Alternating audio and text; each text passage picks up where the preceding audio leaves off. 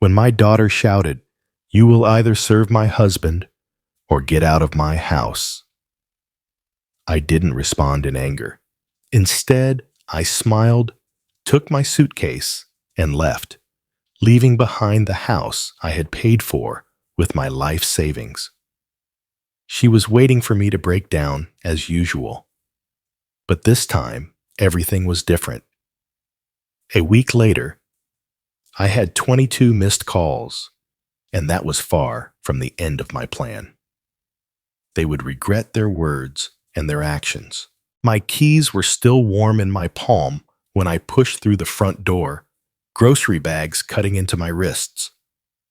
The Saturday afternoon light filtered through the living room curtains, casting everything in the soft spring glow that usually made me smile. Not today. Harry was sprawled in my leather recliner, Martha's last gift to me before cancer took her. His stocking feet were propped up a half-empty beer bottle dangling from his fingers. The remote control rested on his belly, like he owned the place, which I suppose he thought he did. "Grab me another beer from the fridge while you're up," he said, without looking up from the basketball game. I set the grocery bags down slowly, feeling the weight of the milk cartons and bread loaves. The plastic handles had left red marks across my palms. "Excuse me, you heard me," Harry said, eyes still fixed on the television screen. "Corona, not that cheap stuff you drink." Something cold settled in my chest.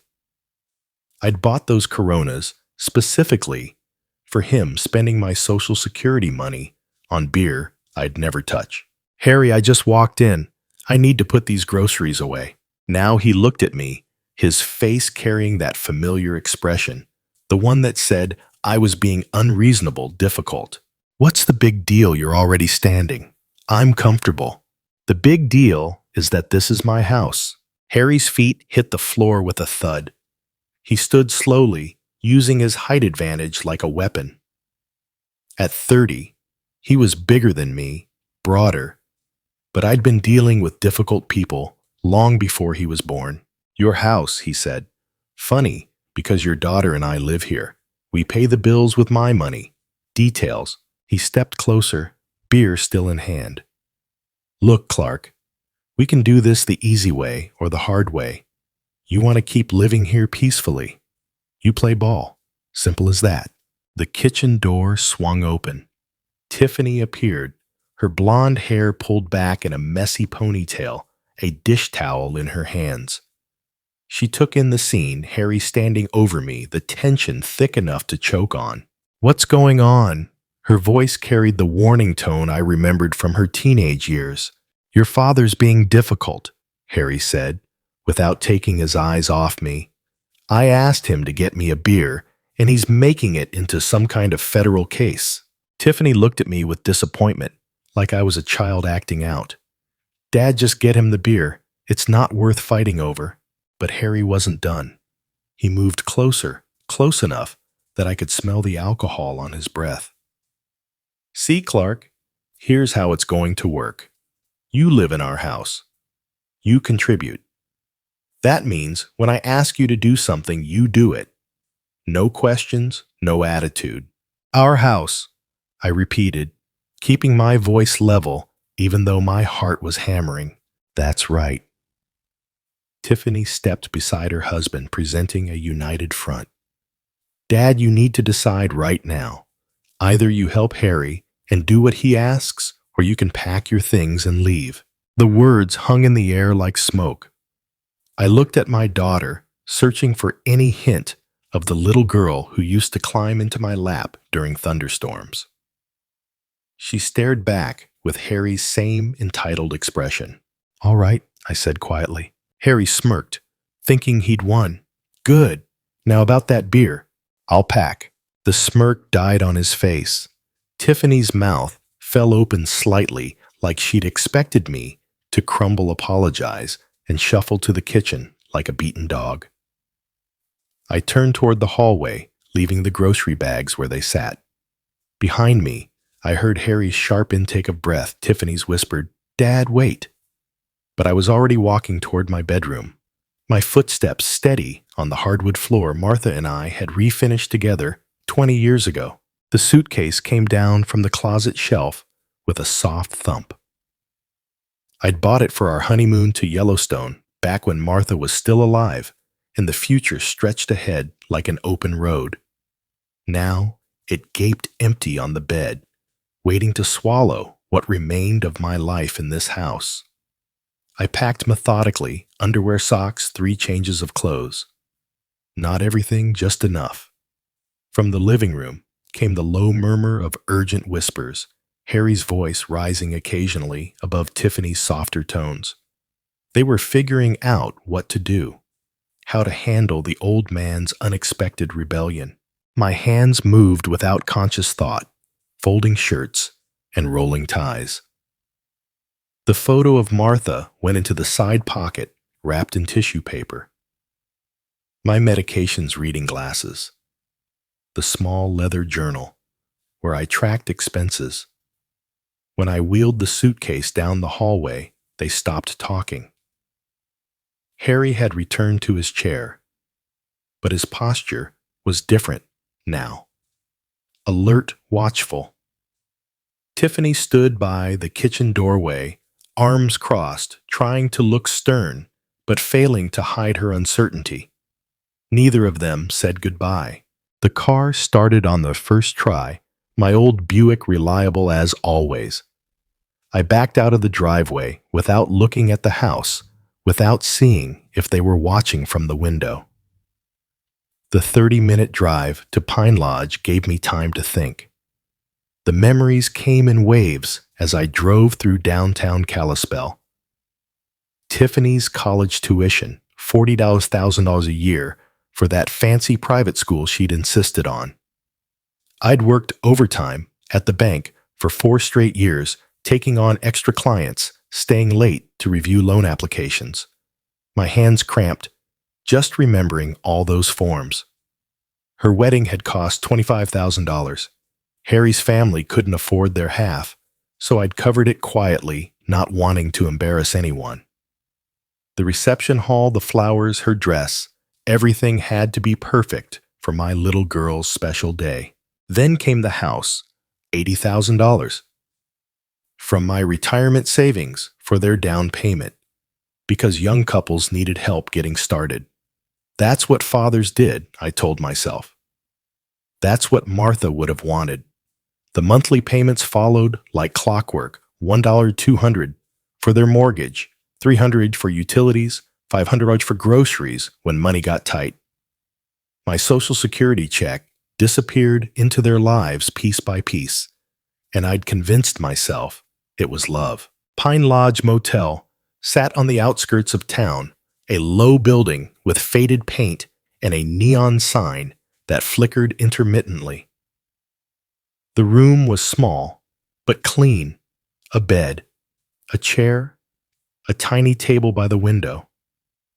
I set my suitcase on the luggage rack and sat heavily on the mattress edge. The silence was different here, not the comfortable quiet of my own home, but the hollow emptiness of a temporary space. I pulled out my phone and scrolled through the contacts' bank numbers, insurance companies' credit card services numbers I knew by heart from 30 years in finance. Tomorrow was Sunday, but some things could still be done. Some calls could still be made. I opened my laptop on the small table and logged into my online banking. Account balances glowed on the screen. Checking savings retirement accounts numbers that represented a lifetime of careful planning, of denying myself small luxuries so I could take care of my family. The cursor blinked in the search bar, waiting for me to decide what came next. Sunday morning arrived gray and overcast, fitting my mood perfectly. I spread my paperwork across the motel table like a general planning a campaign. Bank statements, insurance policies, legal documents, everything organized, everything within reach. The first call went to First National Bank. Sunday banking was limited. But automated systems never slept. "Good morning, Mr. Miller," the representative said after I navigated the phone tree. "How can I help you today?" "I need to cancel the automatic mortgage payment for 847 Pine Street, the account ending in 4729. A pause. Computer keys clicking. "Sir, I show that payment has been active for 5 years. Are you sure you want to discontinue it?" "Completely sure. May I ask the reason for the change?" "The homeowners no longer qualify for my financial assistance." More clicking. "Very well, Mr. Miller. The automatic payment will be canceled effective immediately. You should receive written confirmation within 3 business days." The second call was easier. Geico had been insuring both their cars on my policy for 3 years. Harry's Silverado, Tiffany's Honda, $280 every month for vehicles I never drove, coverage for accidents I'd never cause. "I need to remove 2 vehicles from my policy," I told the agent. "My daughter and son-in-law will need to establish their own coverage." "When would you like this change to take effect?" "Today." The credit cards took longer. Tiffany was an authorized user on 3 of my accounts: Visa, MasterCard, and the store card from Costco. $500 monthly. I'd been paying on balances. I'd never created purchases I'd never made. Mir Miller removing authorized users will require them to apply for their own credit, the Visa representative explained. "Any outstanding balances will remain your responsibility, but they won't be able to make new charges." "I understand. Remove them immediately." Each call felt like lifting a weight from my shoulders. 30 years of banking experience had taught me the system's ins and outs, the legal language, the proper procedures. Everything I was doing was completely within my rights. The life insurance change required written documentation, but I started the process $100,000 that was supposed to go to Tiffany money I'd earned to protect my family's future. But family meant something different now. By noon, I'd made 8 calls, mortgage payments, stopped. Insurance, canceled, credit cards, blocked the automatic transfers that had been bleeding my accounts dry for years. All of it ended with polite conversations and confirmation numbers. I sat back in the cheap motel chair and looked at my notes. Confirmation numbers, reference codes, effective dates, the paper trail of financial independence. My phone sat silent on the table. No missed calls, no urgent messages. They didn't know yet. Probably wouldn't know until the first payment bounced. The first bill arrived with their names on it instead of mine. But they would know soon enough. I closed my laptop and walked to the window. Across the parking lot, an elderly man was loading suitcases into a pickup truck, his wife directing the operation with gentle efficiency, probably heading home from visiting grandchildren or starting a long postponed vacation. I envied their easy partnership, the way they moved around each other with practiced familiarity. Martha and I had been like that once. My phone buzzed against the table. Unknown number. I let it ring. The week passed quietly for me, but apparently not for them. I'd settled into a routine at Pine Lodge, coffee, from the lobby breakfast at the diner down the street, long walks around Kalispell's quiet neighborhoods. My phone accumulated missed calls like a collection I had no interest in starting. By Wednesday, there were 12 messages. By Friday, 22. I listened to them in chronological order, watching the progression from confusion to anger to desperation. The first few were almost casual Tiffany, asking if there was some kind of banking error with the mortgage payment. Harry leaving brief annoyed messages about the car insurance lapsing. But by the middle of the week, panic had crept in. Dad, what the hell is going on? Tiffany's voice cracked with frustration.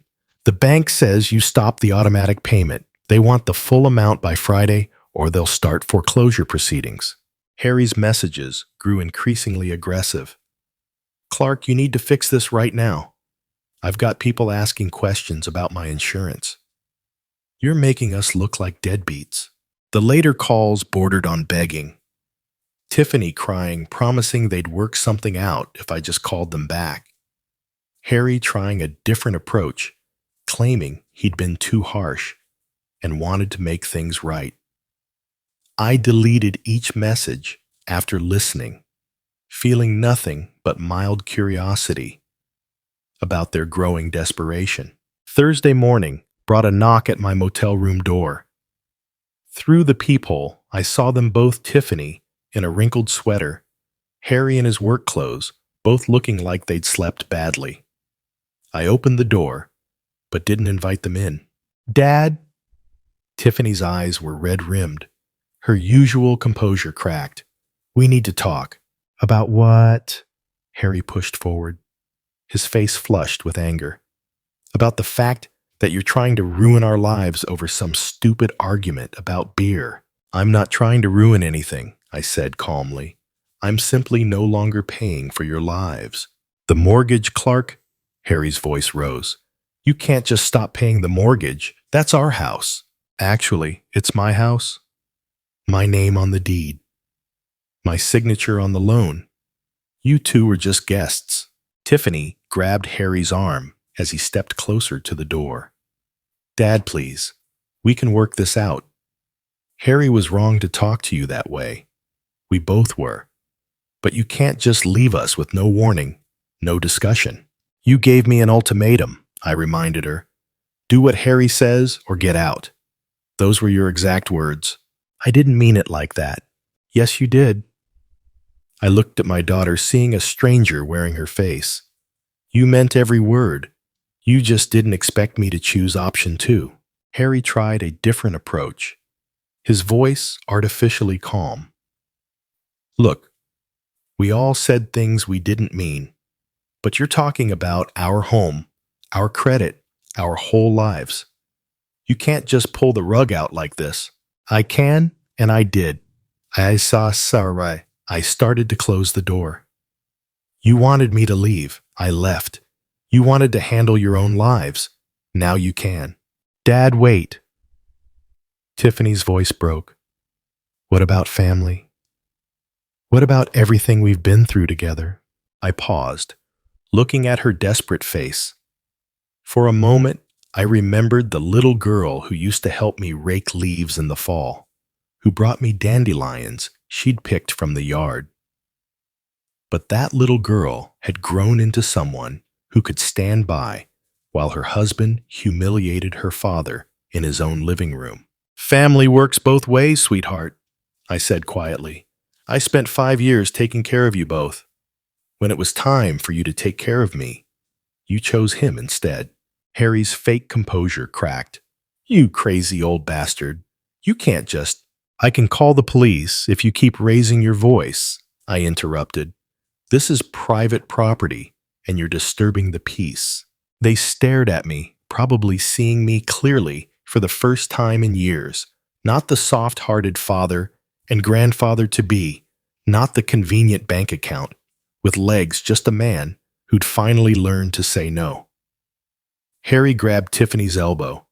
Come on, we'll figure this out ourselves. They walked back to their car. Harry's swagger replaced by worried hunching. Tiffany looking back over her shoulder like she was seeing a stranger.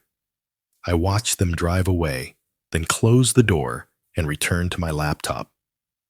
There were still calls to make, still accounts to close.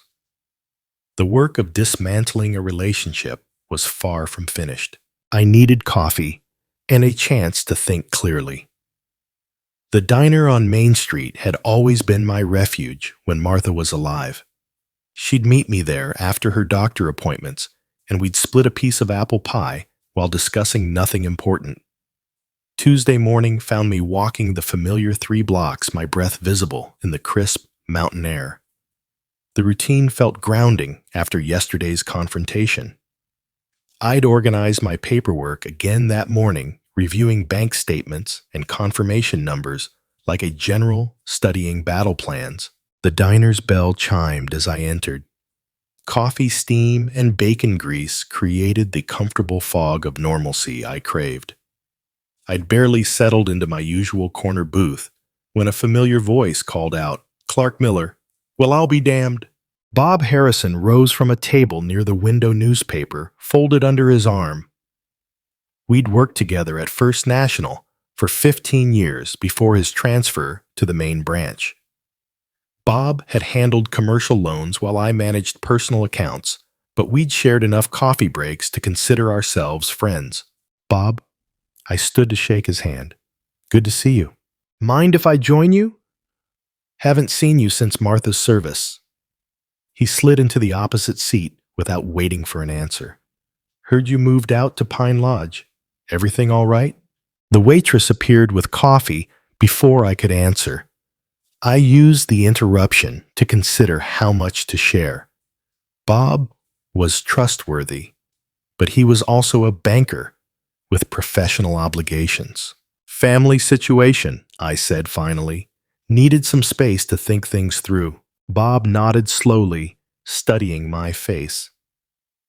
"That son-in-law of yours tried to pull a fast one on us a few months back." My coffee cup stopped halfway to my lips. "What kind of fast one?" "Wanted a home equity loan on your house. $50,000. Bob's expression darkened. "Claimed it was his property." "Brought in documentation and everything." The diner's ambient noise seemed to fade. "My house," I said. "He claimed he owned my house." "That's right." Had some paperwork that looked official at first glance, but when we ran the title search, Bob shook his head. "Everything came back to you, of course. Clean title, no co-signers, nothing that would give him any claim to the property." I set my cup down carefully, processing this information. When exactly did this happen? December? Maybe January. I handled the application personally because of the amount involved. Bob leaned forward, lowering his voice. "Clark, he wasn't just mistaken about ownership. This was deliberate fraud. The documents he brought in were forged." The implications hit me like cold water. 3 months ago, Harry had been planning to steal from me. This wasn't desperation born from our current crisis. This was premeditated deception. "Did you report it?" We rejected the application and flagged his information in our system. Technically, since no money changed hands, it's a gray area legally, but I kept copies of everything. Bob studied my expression. "You really didn't know about this." I shook my head, thinking about all those monthly payments I'd been making, all the dinners where Harry had complained about money troubles while planning to rob me behind my back. What was he going to use the money for? Bob glanced around the diner, then leaned closer. "According to his application, home improvements. But word around town is Harry's got gambling debts. Pretty substantial ones." "How substantial?" "Jim Morrison might know more." "You remember Detective Morrison?" He mentioned something about Harry being a regular at Glacier Peaks Casino. I did remember Jim Morrison. We'd served on the church building committee together, and his daughter had been in Tiffany's graduating class. If Jim had information about Harry's gambling, it was probably accurate. "Bob, I appreciate you telling me this." I pulled out my wallet to pay for coffee I'd barely touched. "Clark, be careful.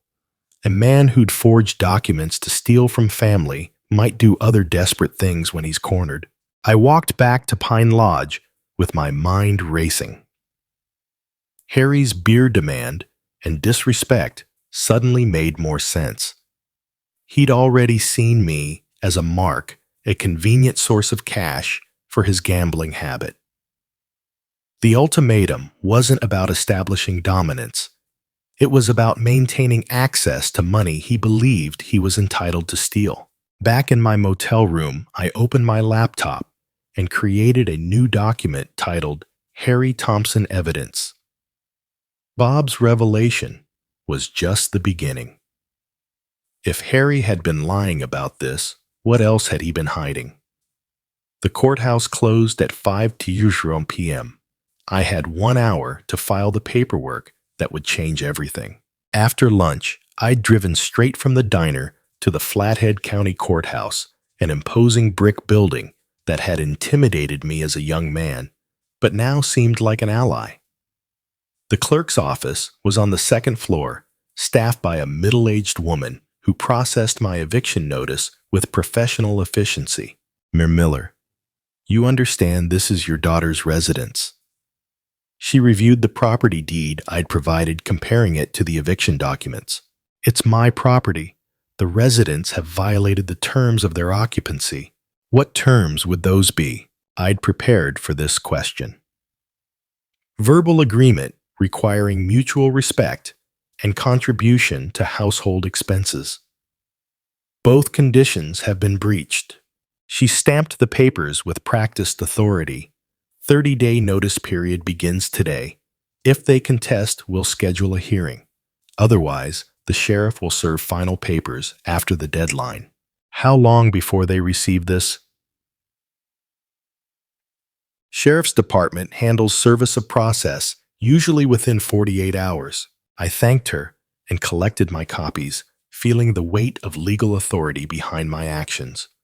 No more financial manipulation or emotional blackmail. Everything was going through proper channels now. My next stop was the police station. Detective Jim Morrison's office was tucked in the back corner of the building. A cramped space dominated by filing cabinets and coffee-stained paperwork. Jim had aged since I'd last seen him. More gray hair, deeper lines around his eyes, but his handshake was still firm. Clark, what brings you to my corner of the world? Information gathering. Bob Harrison mentioned you might know something about Harry Thompson's gambling activities. Jim's expression shifted to professional interest. Your son-in-law. What's the context here? I explained the situation briefly. The ultimatum, my departure. The discovery of Harry's attempted loan fraud. Jim listened without interrupting, occasionally making notes. Harry's definitely known at Glacier Peaks, Jim said when I finished. Regular player, usually at the poker tables. Staff mentioned he's been more frequent lately, playing higher stakes. Any idea how much he owes? Different creditors, different amounts. We've had calls about collection issues. Nothing criminal yet, but heading that direction. I'd estimate $18,000 to $20,000 total. The numbers staggered me. Harry had been living in my house, eating my food, demanding my respect, while secretly burning through enough money to buy a decent car. Who are these creditors? Mix of legitimate lenders and less savory characters. The legitimate ones are getting impatient. The others, Jim shrugged. Let's just say they don't usually involve law enforcement in their collection methods. What's the timeline looking like? He's been stalling for about 6 weeks. Most creditors will give someone 3 months before escalating. Harry's running out of road. I left the police station with a clearer picture of my son-in-law's situation. The gambling explained his desperation, his attempt to fraudulently mortgage my house, and his increasing aggression toward me. I wasn't just a convenient funding source. I was his only hope of avoiding serious consequences. That evening, I sat in my motel room, reviewing the day's progress, legal eviction notice filed, and ready for service confirmation of Harry's gambling debts and fraudulent activities, a growing network of professional allies who understood the real situation. I opened my laptop and updated my evidence file, adding Jim Morrison's information to Bob Harrison's revelations. Pattern recognition had been a crucial skill in banking, and the patterns here were becoming crystal clear. Harry wasn't just disrespectful or entitled. He was desperate, dishonest, and dangerous. The more pressure he felt, the more reckless he would become. I needed to be ready for whatever came next. Tomorrow, I would start making strategic phone calls to Harry's creditors not to pay his debts. Those consequences were his to face, but to ensure they knew his true financial situation, including the fact that he had no legal claim to my property. The truth was always the best weapon. Word travels fast in a town like Kalispell. By Friday, I realized it was time to control the narrative. My first encounter happened at the post office where Mrs. Henderson from the church mailing committee cornered me near the stamp machine. She was one of those women who collected information like others collected recipes, always ready to share what she'd learned. "Clark, dear, I've been hearing troubling things about family troubles. Is everything all right?" I considered my response carefully. Mrs. Henderson would repeat whatever I said to at least a dozen people by Sunday service. Tiffany and Harry asked me to move out, so I did. Sometimes adult children need to handle their own responsibilities. Her eyebrows rose. "They asked you to leave your own house. It seemed like the best solution for everyone involved. But didn't you pay for their wedding and help them with the down payment?" She leaned closer, lowering her voice conspiratorially. "I always wondered how they afforded that house on Harry's salary." I nodded, but didn't elaborate. The facts would speak for themselves. My next stop was Miller's Hardware, where I'd worked part-time after retiring from the bank. Tom Kowalski, the owner, looked up from his inventory sheets with genuine concern. "Clark heard you're staying out at Pine Lodge. What's going on?" 3 other employees gathered around as I explained the situation.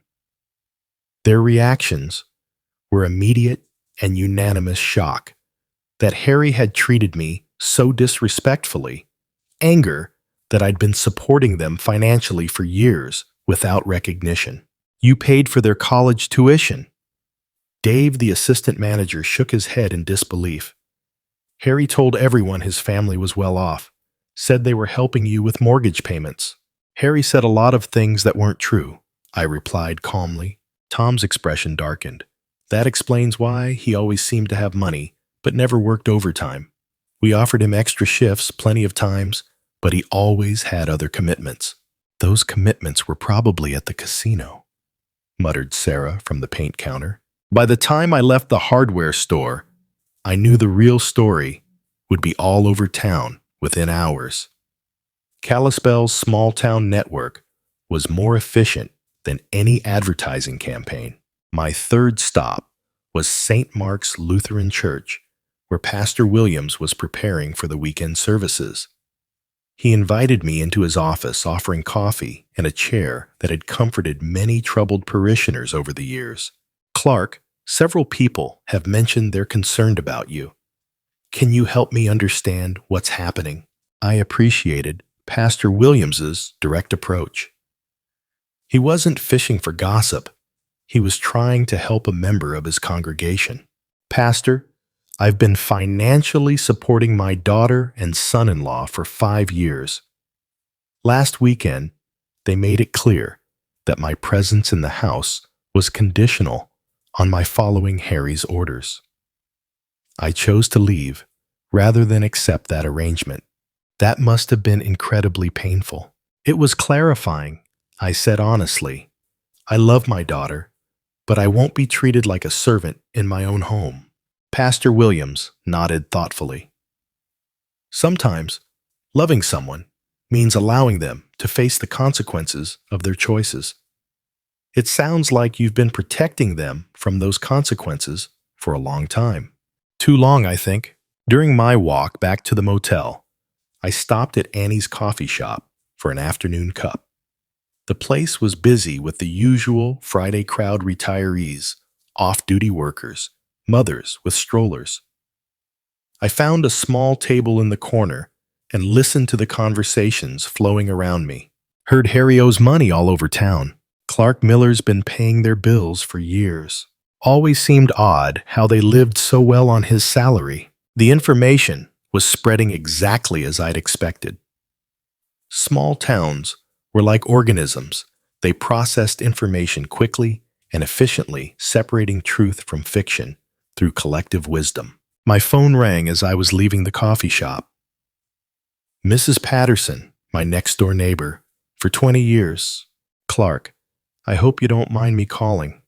I wanted you to know there's been a lot of shouting at the house lately.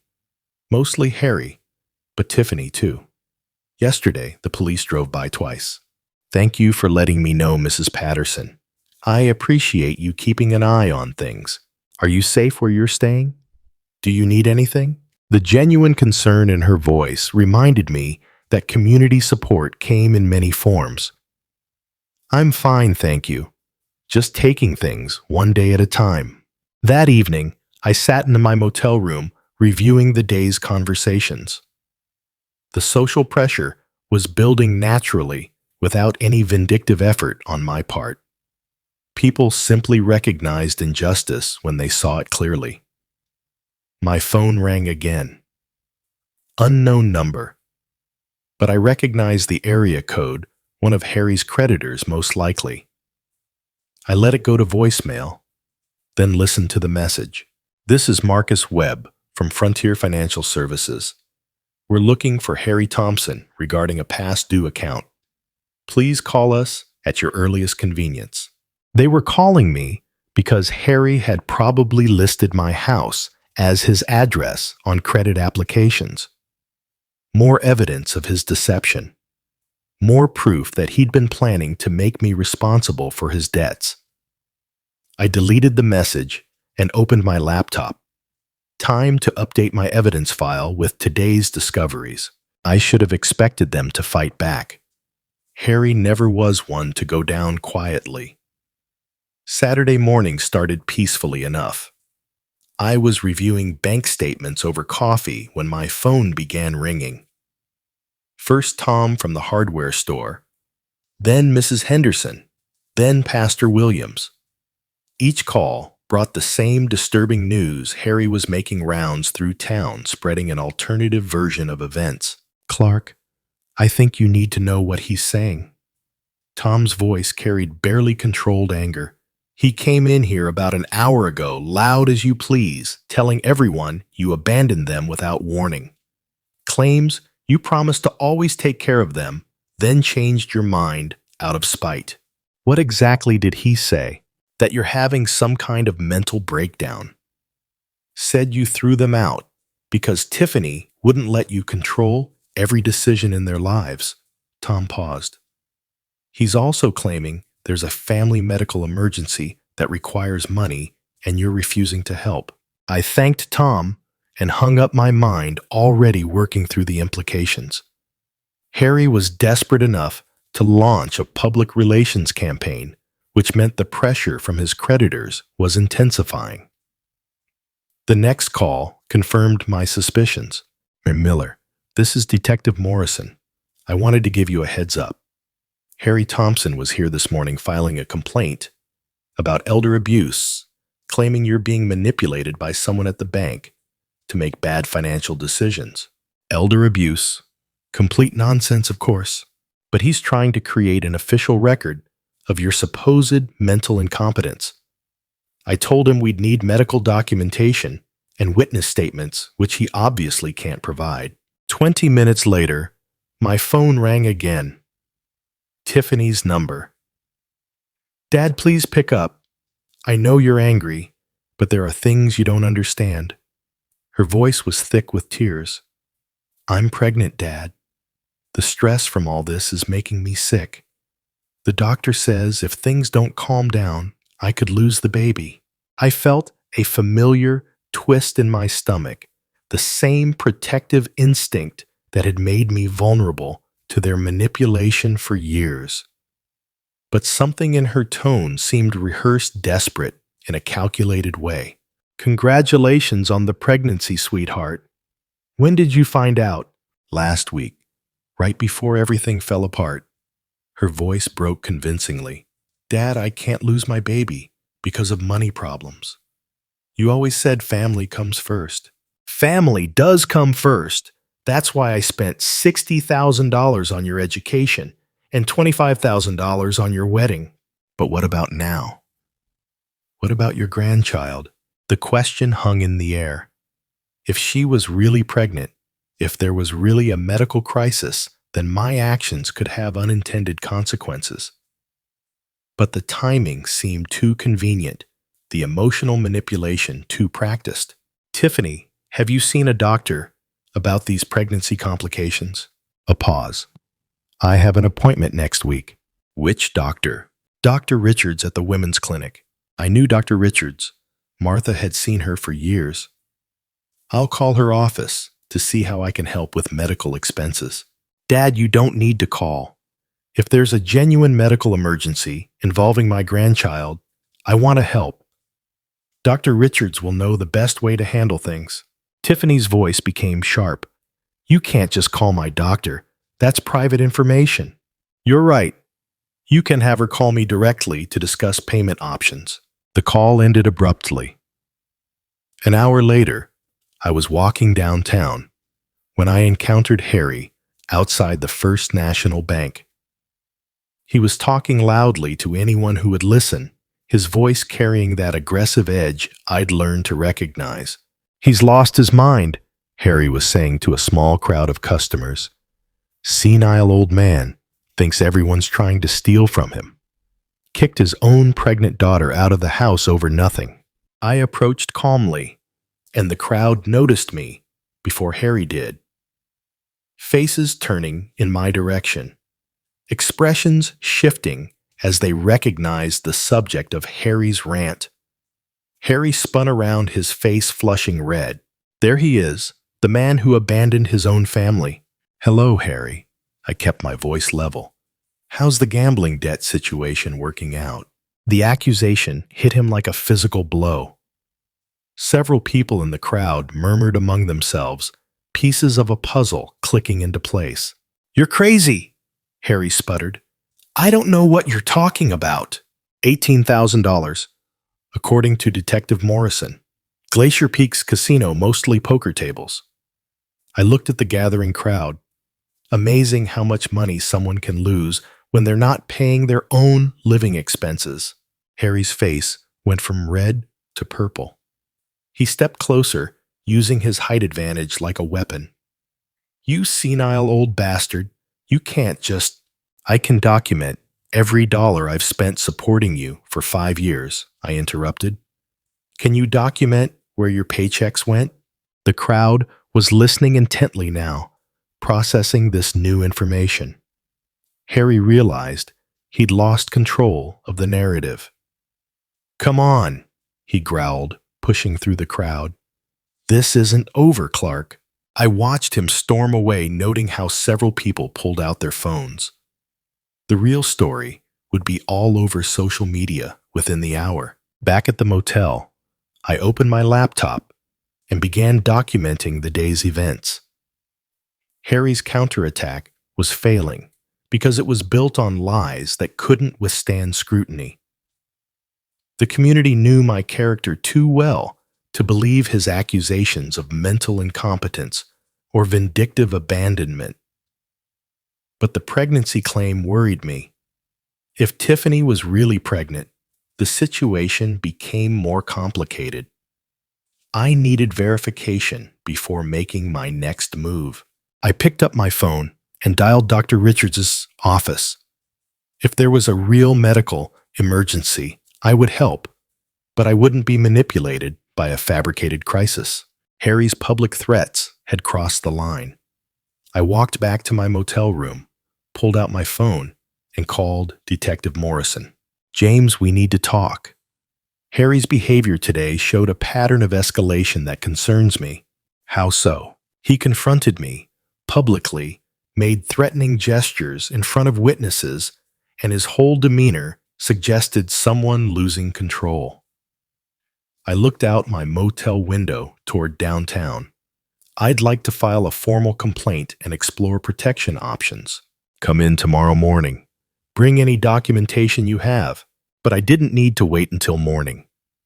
Steve Brennan, the Pine Lodge night manager, knocked on my door an hour later. Mr. Miller, that man who was yelling in our parking lot earlier, he came back about 20 minutes ago, stood outside your door for maybe 5 minutes, then left. Made some guests nervous. Steve was a retired Army sergeant who'd seen enough trouble to recognize it developing. Did he say anything specific? Muttered something about teaching old fools lessons. I've got it on security video if you need it. Security footage, physical evidence of Harry's threatening behavior on private property. Steve, would you be willing to provide that footage to the police? Absolutely. Guy like that shouldn't be intimidating elderly residents.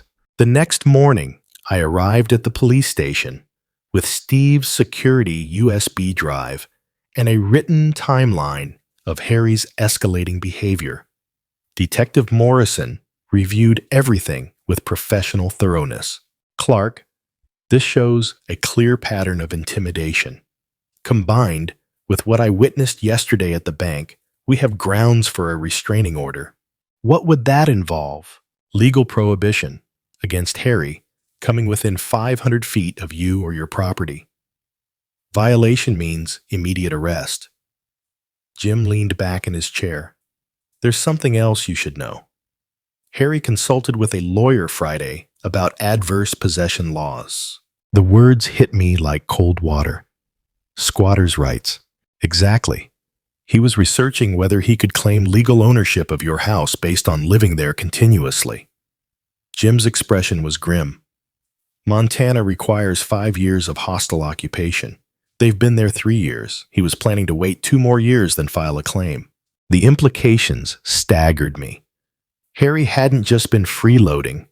He'd been executing a long-term plan to steal my family home through legal technicalities. Does he have any legitimate claim? None whatsoever. Adverse possession requires hostile occupation without the owner's permission. Since you gave them permission to live there, and they never paid rent or property taxes, there's no legal basis. Jim pulled out a file folder, but it shows premeditation. He's been planning this theft for years. What about the restraining order? I can fast-track it given the evidence. You'll have it by this afternoon. I left the police station with a new understanding of my son-in-law's character. The beer incident hadn't been about establishing dominance. It had been about maintaining a deception that would culminate in stealing my home. Walking back to my car, I pulled out my phone and scrolled through my contacts. Time to make some strategic calls. The first was to Marcus Webb at Frontier Financial Services, one of Harry's creditors, who'd been calling my number.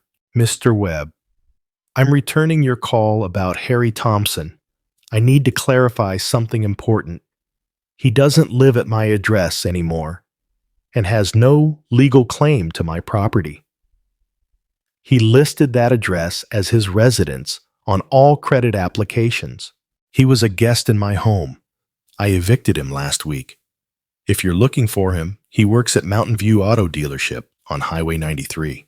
The second call was to Continental Credit Recovery. This is Clark Miller. You've been calling about Harry Thompson's debts.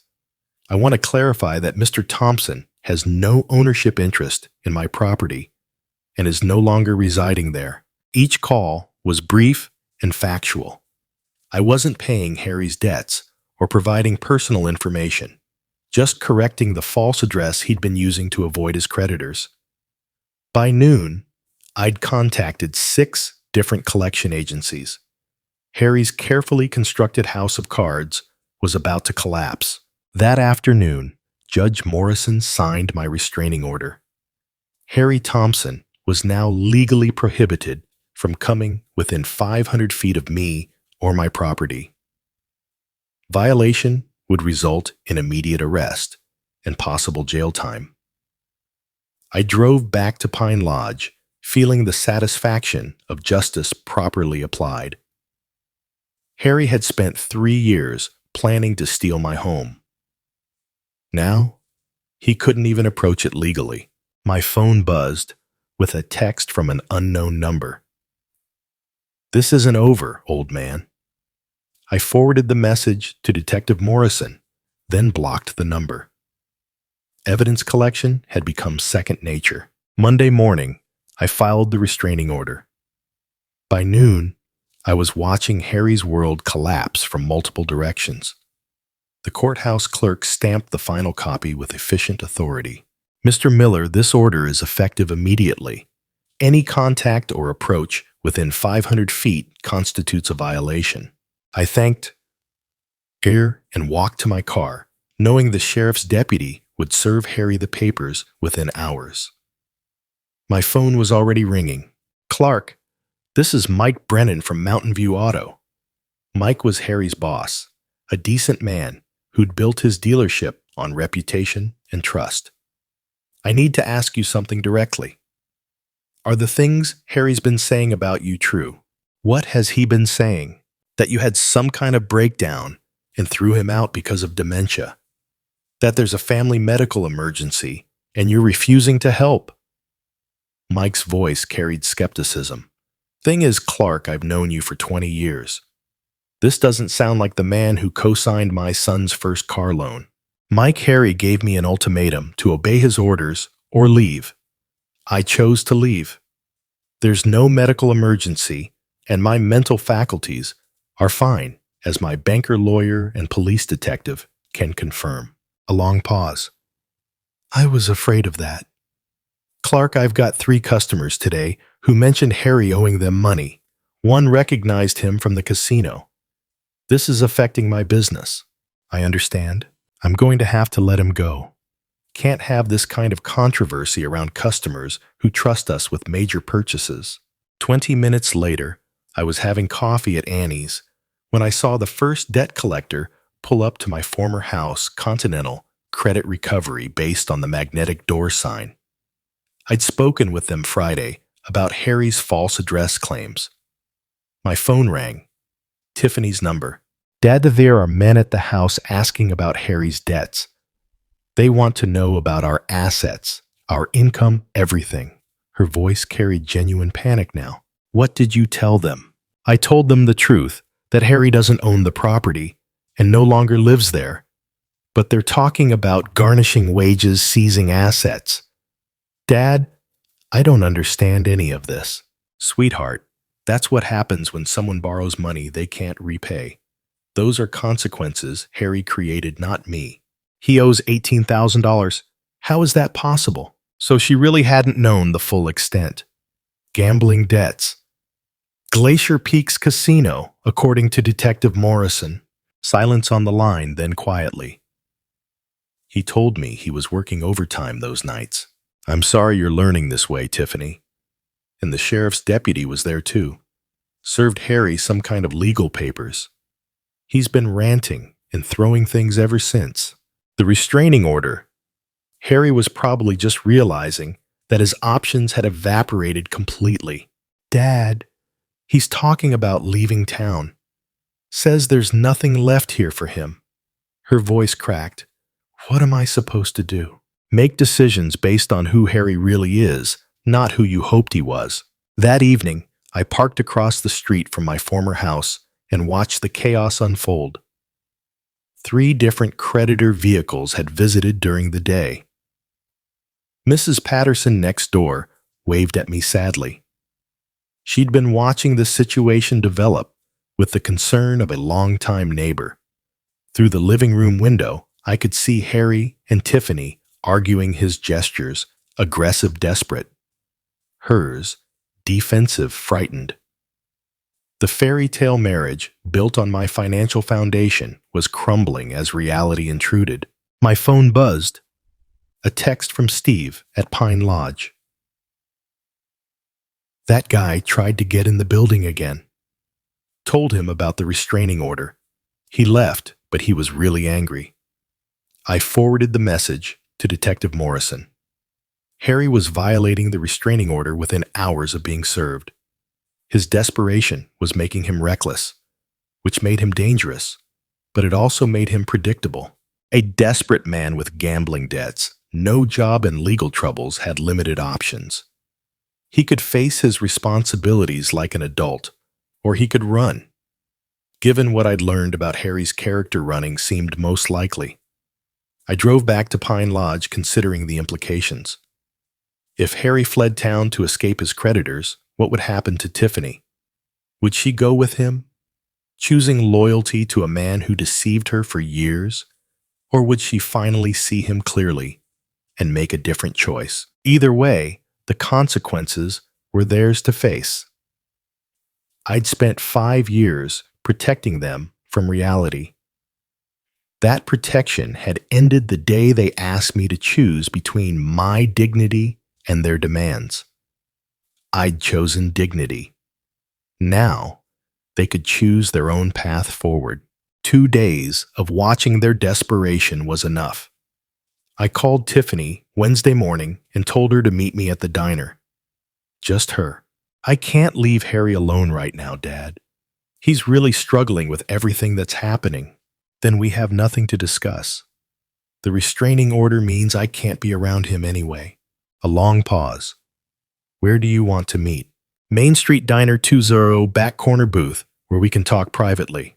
I arrived early and chose the booth facing away from the street. I wanted this conversation to focus on words, not worried glances at passing cars. When Tiffany arrived, she looked older than her 28 years, stress lines around her eyes, nervous, fidgeting with her purse strap. She slid into the opposite seat and immediately started talking. Dad, I know you're angry, but Harry's lost his job and these debt collectors won't leave us alone. The phone rings constantly. People are showing up at the door, demanding money we don't have. I waited until she finished, then spoke calmly. I'm offering you one chance to end this with some dignity, Tiffany. What do you mean? Public acknowledgement of the truth. Full disclosure of how much I've supported you both, and an honest explanation of why I left.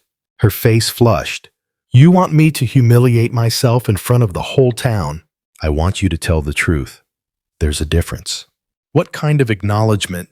I'd spent 2 days thinking through exactly what justice required. Church announcement Sunday during testimony time. Letter to the editor of the Tribune. Facebook post visible to all our mutual connections. Full details about college tuition, wedding costs, mortgage payments, and the ultimatum that caused me to leave. Dad, people will think you had a father who loved you enough to sacrifice his retirement security for your happiness, and that you took it for granted until it was gone. Tiffany stared at her untouched coffee. What about Harry? Harry is no longer part of any equation involving me. The restraining order is permanent. If you choose to stay married to him, that's your decision, but it means choosing him over any relationship with me. You're asking me to choose between my husband and my father. I'm asking you to choose between a man who threatened me and a man who raised you. The fact that you see those as equivalent choices tells me everything about how far we've drifted apart. She was quiet for a long moment, processing the implications. What about the house? It's been in our family for generations. It's going to the Montana Veterans Housing Initiative. 3 families of veterans will live there, people who understand what service and sacrifice actually mean. The words hit her like a physical blow. The will's already changed, witnessed, signed, and filed with my attorney. I kept my voice gentle, but firm. Even if you do everything I've asked perfectly, the house won't come back to you. That decision is final. Why? Because I need to know that any reconciliation between us is based on love, not inheritance expectations. For 5 years, you treated me like a convenient funding source. I want to see if there's anything left between us beyond financial dependency. Tiffany's eyes filled with tears, real ones this time, not the calculated manipulation I'd grown accustomed to. I'm sorry, Dad. I really am. I never meant for things to go this far. Sorry isn't enough anymore, sweetheart. The whole town watched you and Harry treat me like a servant in my own home. They watched you choose his demands over my dignity. Words are just words now. I need to see actions. What if I can't do it? What if I can't stand up in front of everyone and admit how wrong we were? Then you'll live with the consequences of that choice. Harry will probably leave town to escape his creditors. Men like him always run when things get difficult. You can go with him and start over somewhere else, or you can stay here and try to rebuild your life with honesty. And if I do what you're asking, then maybe over time we can build a real relationship, not based on money or guilt or obligation, but on mutual respect between two adults. Tiffany wiped her eyes with a napkin. How long do I have to decide? Sunday morning. Church starts at 10 or if you're not there to tell the truth, I'll know you've made your choice. She stood slowly, looking older and more fragile than when she'd arrived. Dad, do you think you could ever forgive me? I looked at my daughter, really looked at her, and saw glimpses of the little girl who used to braid dandelions into crowns and demand bedtime stories about brave princesses. Forgiveness and trust are different things, Tiffany. I forgave you the day I decided to leave rather than fight. But trust has to be earned back one honest action at a time. She nodded and walked toward the door, shoulders bent under the weight of a decision that would determine the rest of her life. I remained in the booth, watching her drive away. Sunday was 4 days away. By then, I would know whether my daughter had the courage to choose truth over comfort, responsibility over loyalty to someone who had never deserved it. Sunday morning arrived clear and cold. I walked into St. Mark's, wondering if Tiffany would find the courage to tell the truth. The sanctuary was fuller than usual. Word had gotten around about some kind of family announcement. I took my regular pew, 3 rows from the front, and waited. Pastor Williams began the service with familiar hymns and readings, but I could feel the congregation's anticipatory energy. When testimony time came, Tiffany stood from the back row. She looked small walking down the center aisle, but her steps were steady. At the podium, she gripped the edges and looked out at faces she'd known her entire life. I need to tell you all something important about my father. Her voice carried clearly through the silent sanctuary. For the past 5 years, Clark Miller has been supporting my husband and me financially. He paid $160,000 for my college education when I could have gone to a state school. He paid $25,000 for my wedding when Harry's family couldn't afford their share. Murmurs rippled through the congregation. These were specific numbers, documented sacrifices that painted a clear picture. He gave us his family home, the house his parents left him, where he'd lived with my mother for 20 years. When we couldn't make mortgage payments, he paid them. When we needed groceries, utilities, car insurance, he paid for everything while living on Social Security. Her voice strengthened as she continued. 3 weeks ago, when my father wouldn't follow my husband's orders, like a servant, we gave him an ultimatum: obey Harry or leave his own house. Dad chose to leave rather than surrender his dignity. The sanctuary was completely silent now. Even the children seemed to sense the gravity of her words. I stood by and watched my husband disrespect the man who sacrificed his retirement security for our comfort. I chose loyalty to someone who threatened my father over loyalty to the man who raised me with love and patience. Tears flowed freely now, but her voice remained clear. I'm standing here because my father offered me one last chance to choose truth over pride. I was wrong. Harry was wrong. My father deserved gratitude and respect, and instead we gave him ultimatums and demands. She looked directly at me. Dad, I'm sorry, isn't enough for what we put you through, but I'm hoping it's a start." The congregation erupted in supportive murmurs as Tiffany returned to her seat. Pastor Williams approached the podium with tears in his own eyes. Sometimes, the hardest courage is admitting our mistakes publicly. Tiffany has shown that courage today, and her father has shown us what dignity looks like under pressure. After the service, people approached me with embraces, handshakes, and words of support. Mrs. Henderson squeezed my hand. "We all suspected you were helping them financially, Clark. What we didn't know was how they repaid your kindness." Tom from the hardware store clapped my shoulder. "That took real character what you did. Setting boundaries isn't easy when family's involved." But the most meaningful moment came when Tiffany approached me outside the church. "The letter to the Tribune will run Wednesday. The Facebook post goes up tonight." She hesitated. "Harry left town yesterday, packed his truck while I was at work, and disappeared. No forwarding address, no note, nothing." I wasn't surprised. Men like Harry always ran when confronted with consequences. "I'm sorry your marriage ended this way." "I'm not," she said quietly. "I filed for divorce this morning. Found out he'd been using my credit cards for gambling without telling me. The debts are worse than we thought." 3 months later, I stood in the front yard of my former family home, watching 3 veteran families move into the transitional housing units the Montana Veterans Housing Initiative had created. The house had been renovated into separate apartments, each family getting privacy while sharing common areas. Staff Sergeant Maria Santos recently returned from deployment, directed her 2 children toward the playground equipment donated by local businesses. "Mr. Miller, this opportunity means everything to us.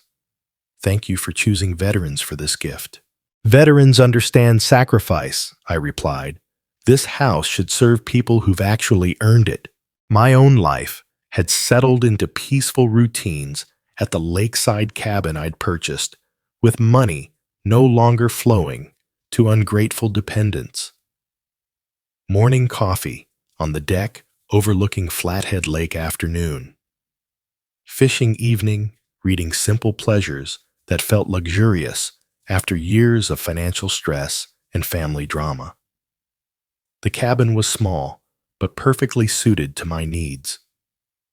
2 bedrooms, a kitchen, where I could cook actual meals instead of eating restaurant food constantly, and a dock where I could launch my small fishing boat.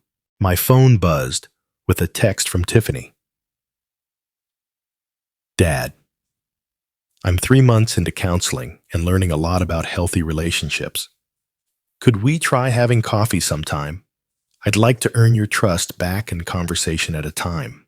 I smiled, looking out at the lake, where an osprey was fishing in the shallows. Tiffany had kept her word about the public acknowledgments. The newspaper letter had been thorough and honest.